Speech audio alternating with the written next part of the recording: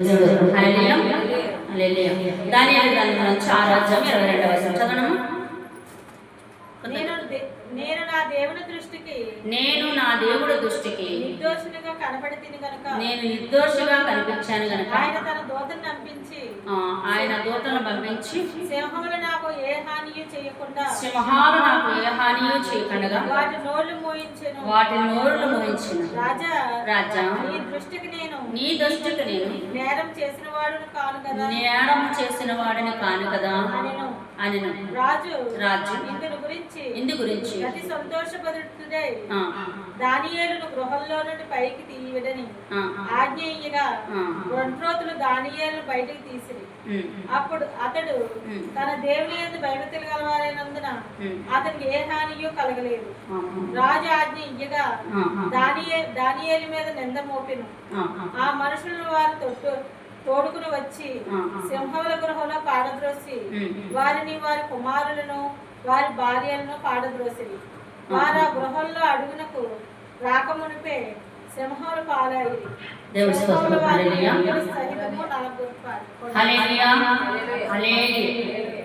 దానియేలు ఎవరి మీద నమ్మకం మీద ఉన్నారు? దేవుడి మీద నమ్మకంగా ఉన్నాడు. దేవుడితో కలెక్షన్ కలిగి ఉన్నాడు. దేవుడితో ఐక్యత కలిగి ఉన్నాడు. దేవుడితో ఫ్రెండ్షిప్ ఉన్నాడు. కనుక దానియేలు ముమ్మారు ప్రార్థన చేస్తూనే ఉన్నాడు. అయితే దేవుడు బిడ్డారా, ఈ వాక్యం చదివిస్తున్న దేవుడిని బట్టి ఈ ఒక శుక్రవారం మనం దేవాలయంలో మనకు ఇచ్చిన ఉపమానాన్ని బట్టి మీకు తెలియపరుస్తుంది ఏంటంటే, మనం నీతిగా ఉన్నామనుకోండి, మనం జాగ్రత్తగా ఉన్నామనుకోండి, మనం పాపం చక్కడిగా కోపం పడ్డామనుకోండి, అది పాపం చేస్తే దేవుడు ఏం చేసిన అక్కడ దానియేలుని ఆ సింహాసనంలోనే తినిపించేసారు. కానీ దానియేలు ఏముంది? నీతి ఉంది, నికరం ఉంది, నమ్మకం ఉంది.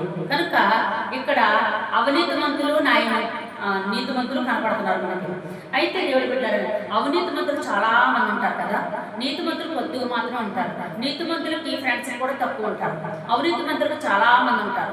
ఈ మాట ఎందుకు మీకు తెలియపరుస్తుందంటే, భక్తిగల బిడ్డలు చాలా తక్కువై ఉన్నాం. భక్తి లేని వారు చాలా మంది ఉన్నారు, భక్తి గల వారు చాలా తక్కువ ఉన్నారు. అయితే మేము తక్కువ ఉన్నాం కదా, మేమేమి చేయలేము అని అనుకోవసరం లేదు. గడిపెట్టారు మీ కుటుంబానికి మీరే దీపాలు, మీ కుటుంబానికి మీరు ఎంత దీపాలో సంఘానికి కూడా సంఘ కార్పిలు అంత దీపంగా అంత జ్యోతులు వెళ్ళి వెలుగుతూ ఉంటారు. ఎందుకు ఈ మాట చదివిస్తున్నానంటే, కష్టము నష్టము బాధ ఇబ్బంది ఎదురులు ఉంటాయి. ఎందుకంటే దావీదుకి ఇక్కడ మీకు కష్టం ఉందా లేదా? కష్టం ఉంది కదా. మరి ఎందుకు కష్టం ఉంది? ఆయన ఏం చేశాడని? ఏమైనా పాపం చేశాడా, లేదా నరహత్య చేశాడా? అబద్ధం వాడు ఏమీ లేదు. ఏమిటంటే రాజుకు నమ్మకస్తుడిగా ఉన్నాడు, పక్కన ఉన్నవాడు చూడలేకపోయాడు. ఇప్పుడు సంఘాల్లో కూడా కొంతమంది బాగా ప్రార్థనా పనులు ఉన్నారనుకోండి, సేవకులు కానీ బాగా ప్రార్థన చేస్తున్నారు అనుకోండి, వెళ్ళేటప్పుడు కుట్రగా చెప్పుకుంటూ ఉంటాం వాళ్ళ కోసం. ఎందుకంటే ఈ మాట అస్సలు 100 అస్సలు కూడా అలాంటి మాట అలాంటి కూడా మనలో రాకూడదు. దేవుడి స్తోత్రం హల్లెలూయా.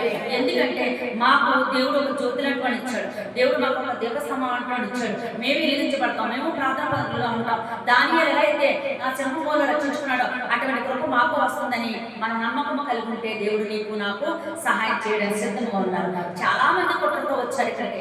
దానియేలు మీద చాలా కుట్రతో చాలా అబద్ధ మాటలు చెప్పి, దానియేలు అయ్యా మిమ్మల్ని పరవట్లేదు, మిమ్మల్ని పట్టించుకోవట్లేదు, మీరే మా దేవుడని ఈ రాజుని చాలా మంది పూజించారు. దానియేలు మాత్రం పూజించలేదు. ఎవరిని పూజించాడంటే పరలోక తండ్రి చెప్పినట్టు తండ్రి మాత్రం పూజించాడు. అయితే ఈ విషయం రాజుకు తెలుసు, అన్యాయమేమీ లేదు. కానీ మమ్మారు ప్రార్థన దానియేలు చేయడం అలవాటు కనుక వీళ్ళకి నచ్చలేదు. కాకపోతే వీళ్ళందరూ కలిపి రాజు దగ్గరికి వెళ్ళి, అయ్యా నువ్వు దానియేలు సమూహంలో వేసేయండి, మరి కిటికీ తొట్టుకెళ్ళి ప్రార్థన మమ్మారు చేయడం మేము చూసామన్నప్పుడు మానేద్దామంటే కుదరదు. ఎందుకంటే మీరు అందరూ కమెంటింగ్ అయి ఉన్నారు కదా. సరే అనుకున్నాడు. ఆయనలోకి ఏముంది? భయం ఉంది. ఆ భయాన్ని కలిగించి ఆయనకి చాలా పాపం చేస్తున్నామా అనిపించి, సరే ఇక్కడ చెప్పినట్టు దానియేలు ఎవరైతే పూజిస్తున్నాడో ఆ దేవుడే దానియేలుని కాపాడతాడని రాజుకి విశ్వాసం కలిగింది. దేవుడి స్తోత్రం హల్లెలూయా హల్లెలూయా. విశ్వాసం కలిగి ఎప్పుడైతే దానియేలు తీసుకొచ్చారో ఆ కమెంటింగ్ మొత్తం జనం అంతా వచ్చి జనసమూహం పక్కన వచ్చున్నారు. దానియేలు ఒకరు ఒంటరిగా ఉన్నాడు. ఈ మాట మీకు ఎందుకు తెలియదు? ఒంటరివాడికే దేవుడు ఉంటాడు. 10 మంది గుంపుకి దేవుడు ఉన్నాడు మనం ఎప్పుడు అనుకోకండి. ఒంటరిగా సేవకుడైనా దేవుడు చాలా పవర్ఫుల్. బలం ఉంటుంది. ఎందుకని చెప్తున్నాను తెలుసా? అలాంటి విషయాన్ని నేను ఎన్నో చూస్తున్నాను కనుక దేవుడి స్తోత్రం. హల్లెలూయా హల్లెలూయా. అంటే గుంపులో కలుద్దా పాస్టర్ గారు మనం ప్రత్యేకంగా ఉందామంటే అది కాదు, అందరిలోనే కలిసి ఉండాలి. కాకపోతే మిమ్మల్ని చూడడం అనేది సపరేట్ గా కనిపిస్తూ ఉంటారు మీరు వాళ్ళకి. అందుకని ఇక్కడ దానియేలు ఎలా రక్షించబడ్డాడంటే ఆ దానియేలు తీసుకెళ్లి చక్కగా ఆ గృహలో 4 సింహాల మధ్యలో వేసేసారు.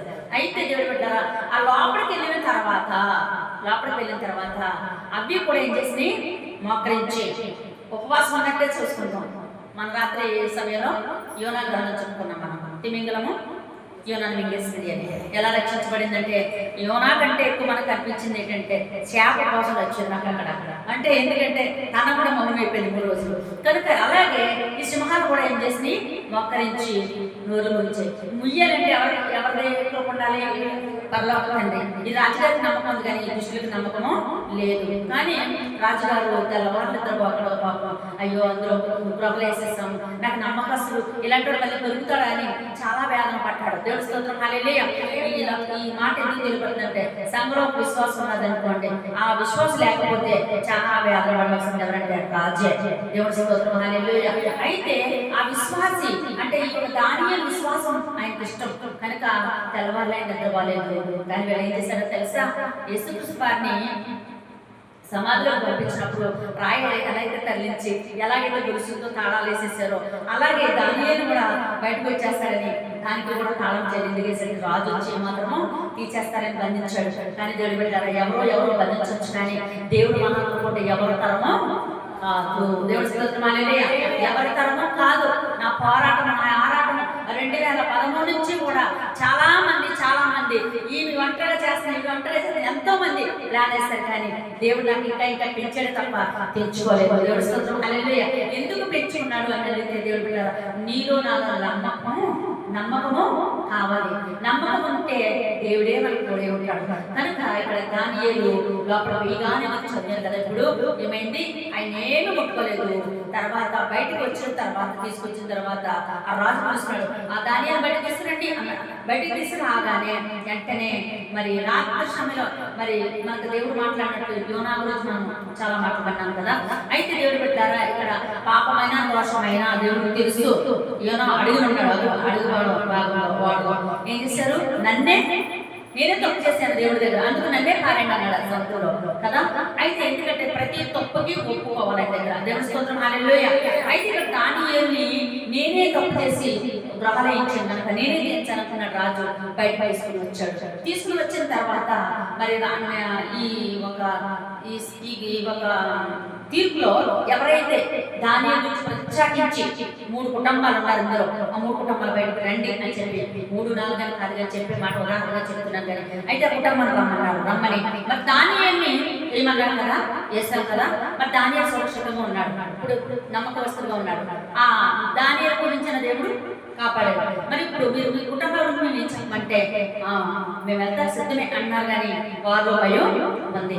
వారి భార్యలు వారి పిల్లల్ని ఎవరు విడిచిపెట్టలేదు దేవుడు కనుక. అందరినీ గృహాలు తీస్తే దుమ్ము కానీ మాంసం కానీ రక్తం కూడా లేక వేసినాలో తినివేసి నాకేస్తే. దేవుడి స్తోత్రం. హల్లెలూయా హల్లెలూయా. ఇప్పుడు నీకు ఈ మాట ఎందుకు తెలియపరుస్తుందంటే దేవుడి బిడ్డ దేవుడి మీద మన నమ్మకము పోగొట్టుకోకూడదు. దేవుడి మీద మన నమ్మకము పోగొట్టుకోకూడదు. మన బలంలో ఉన్నామనుకోండి సాతాను కూడా చాలా బలంగా వస్తుంది. నేను గ్రూప్ లో చూస్తుంటాను, నాకు కావాల్సిందల్లా చూసినప్పుడు నిజంగా ఎవరైతే అలా యాక్ట్ చేస్తారో తెలియని వాళ్ళకి వందనాలు చెల్లించాలి. ఎంతగానో ఉంటుంది. అంటే సాతాను కూడా మనకి ఏం చేస్తారు? రాళ్ళేస్తే పువ్వులు వేసినట్లు దేవుడి యొక్క ఉంటుంది. దర్శనాన్ని నేను చూశాను కదా, చెప్పాను ఒకసారి. సేమ్ అదే దర్శనాన్ని తగ్గదే నేను గ్రూప్ లో కూడా చూశాను, అంటే ఇన్స్టాగ్రామ్ లో చూశాను. ఎందుకు ఈ మాట చెప్తానంటే దేవుడి పెట్టారా, మనకు కష్టం వచ్చింది, బాధ వచ్చిందని, ఇబ్బంది వచ్చిందని, విలువ వచ్చిందని, నంది వచ్చిందని, లేకపోతే మనందరూ ఎలివేశారు, అస్సలు మాట పట్టించుకునే పనే లేదు. ఎందుకో తెలుసా? రాజు మహానుభావుడు, ఆయన సృష్టించిన దేవుడు మనం కోరుకుంటే ఎవరి గురించి మనం దేనికి భయపడాల్సిన పని లేదు. దేవుడు పెట్టాలి. శుక్రవారం ప్రార్థనలో మనందరం కలిసి ఏం చేసాం? అందరూ ఐక్యత కలిగి గురించి ప్రార్థన చేయడం జరిగింది. గ్రూప్ లో చేశారు, అలాగే మీరు చేశారు. దేవుడు ఎంత మానేస్తారో చెప్పండి? వింటాడు. ప్రతి అపాయం నుంచి కూడా తప్పిస్తాకే చూస్తాడు ఆయన. కనుక జాగ్రత్తలు కలిగి మనం ఏం చేయాలంట, మరి ఈ నైట్ కూడా మనం ప్రార్థన, ఈ 40 దినాలు ఒక రోజు కూడా ఒక నైట్ ప్రార్థన జరుగుతున్నాయి. మీరు వచ్చేటప్పుడు ఎవరో ఏదో కనుక మీరు ఉండదు, నాకు తెలుసు. నేను సేవకురాలు కనుక సంఘం నుండి బేగ రావట్లేదని మిమ్మల్ని ఉద్ధరిస్తున్నాను, కానీ మీ బాధ బలంగా నాకు తెలుసు. ఎందుకంటే అనేక జనుల మధ్య నుంచి వారు మాట్లాడుతున్న మాటలను బట్టి, వారు కలిసి పోట్లు బట్టి, నిందలు బట్టి మీరు వస్తారని నాకు తెలుసు. నేనైతే ఇక్కడ సురక్షితంగా ఉన్నాను, కానీ మీరు సురక్షితంగా ఉన్నాను మీరు అనుకోవచ్చు. మీరు వచ్చేంతవరకు నేను కూడా ఇక్కడ ప్రేరు చేసుకుంటాను. రాజు ఏం చేశాడు, దానియేలు లోపలికి వెళ్ళాడు కానీ నిద్ర లేదైంది. ఆయన సురక్షితంగా ఎదురుకు వచ్చాడు, అప్పుడే తృప్తి అయింది. దేవుడి స్తోత్రం, హల్లెలూయా హల్లెలూయా. దేవుడు పెట్టారు, దేవుడి వాక్యం చేస్తుంది. మనం అనుదినము ఆయన ఆరాధించేవారు ఉంటే మిమ్మల్ని ఎట్టి పరిస్థితుల్లోనైనా వదిలిపెట్టడు. 7 స్త్రీలు అంటే అని మామూలుగా ఆ సమస్య అని అనుకోకండి, చాలా పవర్ఫుల్ ఉండాలంటే మన నోటు మాల్యము, మన సూపు మాట, కాలు నడక, మన చేతులు అపరిష్టమైన ఏది చేయకుండా పవిత్రతగా ఉంటే దేవుడి కృప మీకు కూడా మెండుగా ఉంటుంది. దేవుడి స్తోత్రం, హల్లెలూయా హల్లెలూయా. దేవుడు మహాకృపను బట్టి మనం ఇచ్చారంటే దానియేలు వంటి శక్తి మనం పొందాలి. యోనా లాంటి అబద్ధం మనకి వద్దు.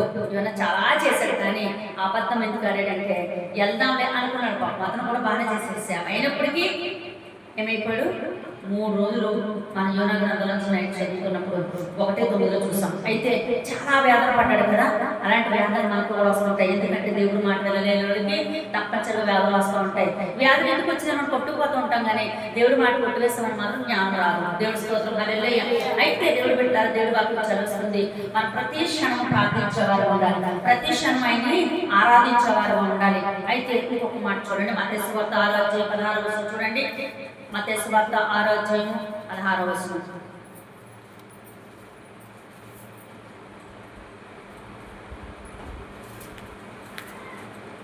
మీరు ప్రార్థన చేస్తున్నారు.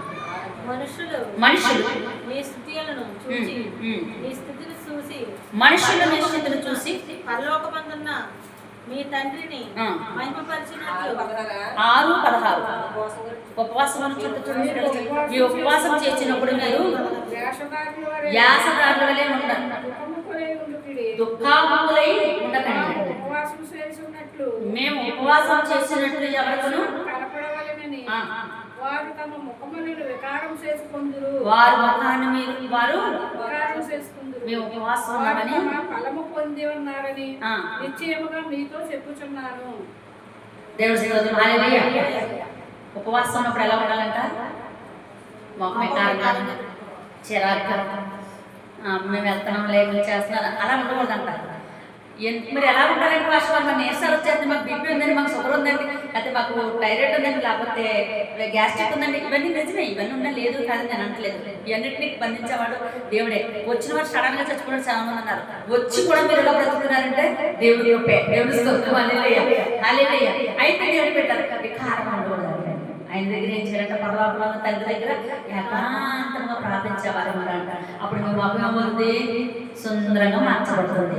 మీరు ఏదైతే ప్రార్థన చేస్తారో ఆ ప్రార్థన వినడానికి దేవుడు స్పష్టంగా వింటారు. ఎందుకంటే వినేటప్పుడు ఆ మాట విధానం ఆయనకు నచ్చాలి.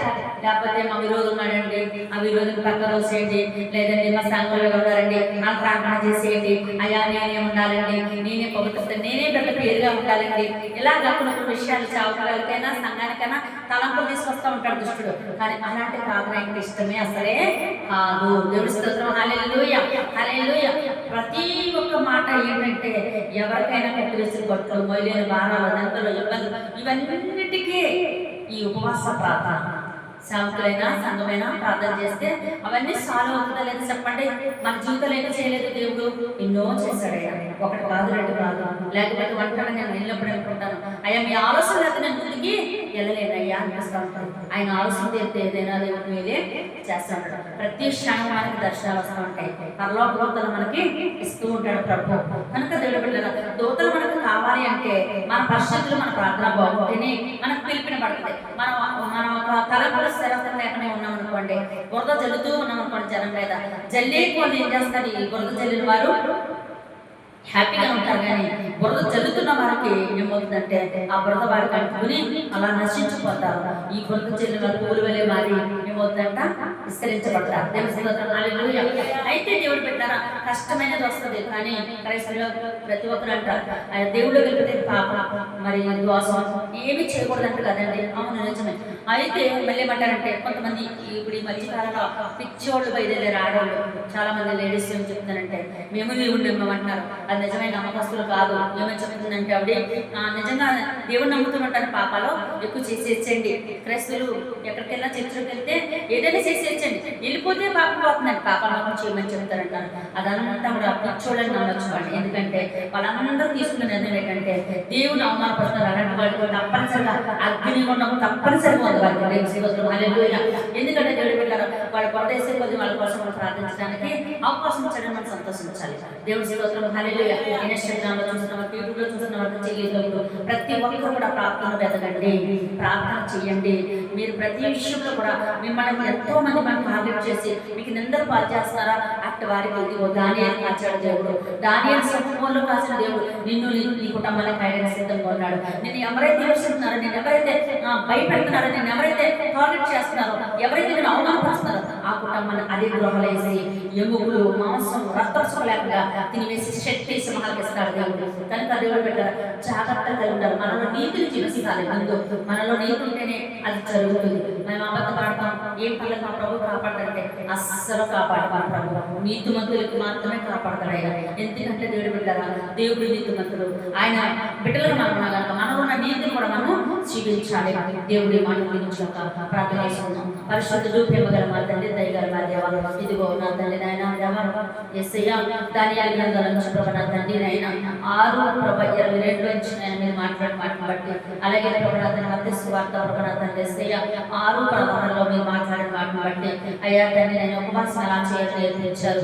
అలాగే ప్రభు తండ్రి దానియేలు నాయన నా తండ్రి కుమారు ప్రాంతంలో ఎంతగా కాచాడు నేను మీరు ఎంతగా కాపాడారో చూపించారు. అవును ప్రభు నా తండ్రి, అటువంటి కుటుంబాలకు మాకు మీరు ఆధారకర్తగా ఉండి మాకు నీతిగా నడిపించే భాగ్యం దయచేయండి. మా మీద నా తండ్రి ఎవరైతే కుట్రలో ఉన్నారో వారిని మీరు చూసుకుంటే మీరే అంతా మీరే చూసుకుంటారు. మేమే చేయలేం. సంస్థానం గురించి సేవకుల పట్ల, సేవకురాల పట్ల, అలాగే తండ్రి నైనా సంఘం పట్ల మీరు కాపుదల వచ్చి దీవించి ఆస్వాదించమని యేసుక్రీస్తు నామములో ప్రార్థన చేసుకుంటూ పరిశుద్ధ నామములో క్షమాపణ పొందండి. ఆమేన్. Praise the lord.